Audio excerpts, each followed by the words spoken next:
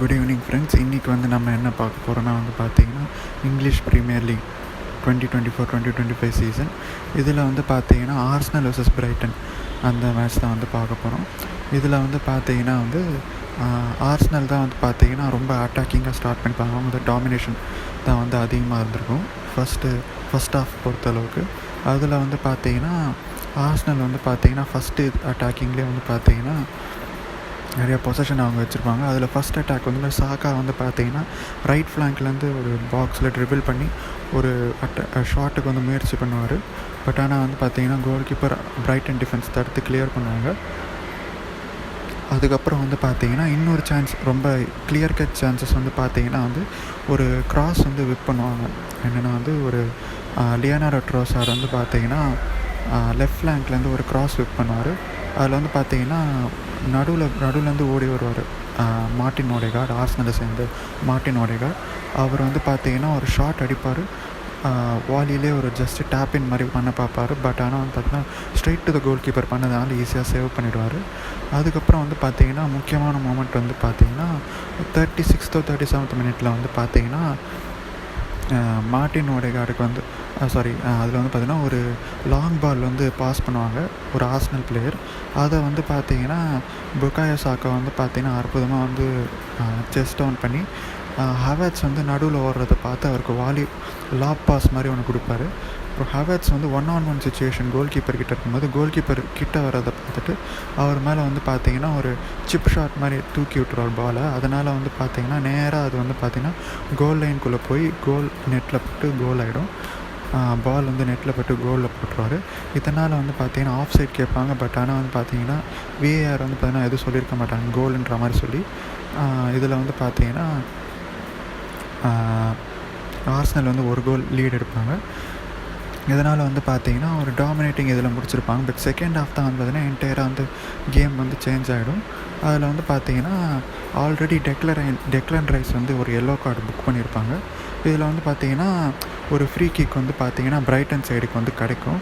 சரி, அது பண்ணுறப்ப டெக்லன் ரைஸ் என்ன பண்ணுவார்னா பிரைட்டன் டக்குன்னு ஃப்ரீ கிக் எடுக்கலாம்ப்போ பால் வச்சு கிக் அடிப்பார். பட் ஆனால் டெக்லன் ரைஸ் என்ன பண்ணுவார்னா நின்றுட்டு இருக்கும்போது அவர் காலில் பட்டுரும். ஒரு கிக் அடிக்கும் போது அவர் பிரைட்டன் பிளேயருடைய கால் டெக்லன் ரைஸ் காலில் பட்டதுனால இவர் கீழே ரியாக்ட் பண்ணிடுவார், இன்ஜரின்ற மாதிரி ஒரு இது பண்ணுவார். பட் ரெஃப்ரி பார்த்துட்டு என்ன பண்ணிடுவார்னா அவருக்கு ஃப்ரீ கிக் எடுக்க அலோவ் பண்ணாதனால இவர் என்ன பண்ணுவார்னா எல்லோ கார்டு கொடுத்து ரெட் கார்டு கொடுத்துருவார் டெக்லன் ரைஸ்க்கு. இது பார்த்தீங்கன்னா ஷாக்கிங்காக மாதிரி பார்த்தீங்கன்னா ஒரு கேம் சேஞ்ச் ஆகிடும். 10 மேன் ஆர்சனல் மாதிரி ஆகிடும், 10 மேன் ஆகிடுவாங்க ஆர்சனல். இதை பார்த்தீங்கன்னா அட்வான்டேஜாக எடுத்து பார்த்தீங்கன்னா பிரைட்டன் பொசிஷன் எடுத்துப்பாங்க ஆர்சனல் டிஃபென்சிவ் போகிறத பார்த்துட்டு. அதனால் பிரைட்டன் பொசிஷன் நிறையா கிடச்சி அதில் பார்த்தீங்கன்னா ஒரு அற்புதமான ஒரு அட்டாக்கில் பார்த்தீங்கன்னா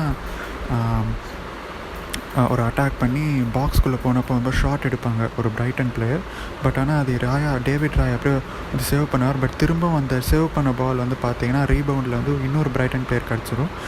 ஜா பெட்ரோ அப்படின்றவருக்கு கிடைக்கும். அவர் என்ன பண்ணுவார், ஜஸ்ட்டு ஒரு ஸ்ட்ரெயிட்டாக ஒரு பவர்ஃபுல்லாக ஷாட் அடித்து 1-1 அப்படின்ற மாதிரி லெவல் பண்ணிவிடுவாங்க. அதுக்கப்புறம் பார்த்தீங்கன்னா பிரைட்டனுக்கு சூப்பரான சான்ஸ் கிடைக்கும் லீட் எடுக்கிறதுக்கு.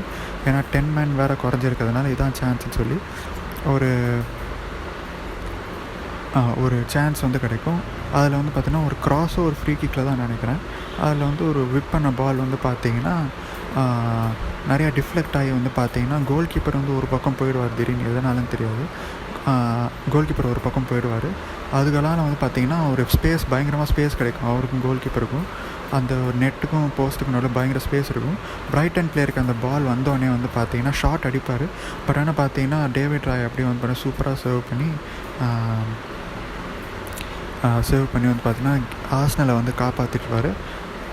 அதுக்கப்புறம் பார்த்தீங்கன்னா ஆர்சனல் 2 சூப்பராக ஒரு அட்டாக் பண்ணுவாங்க. அதில் இப்போ ஒன் ஆஃப் த அட்டாக் தான் பார்த்தீங்கன்னா ஒரு பயங்கரமான ஒரு கிராஸ், மார்டினெல்லி ஒரு அற்புதமாக ஒரு கிராஸ் போடுவார். புகாயோ சாக்கா பார்த்தீங்கன்னா அற்புதமாக பார்த்தீங்கன்னா டைவிங் இதில் ஒரு டேப்பின் பண்ணலான்னு பார்ப்பார். அற்புதமாக பண்ணுவார். பட் ஆனால் பார்த்தீங்கன்னா ஸ்ட்ரெயிட் டு த கீப்பர் அடிச்சிருப்பார்.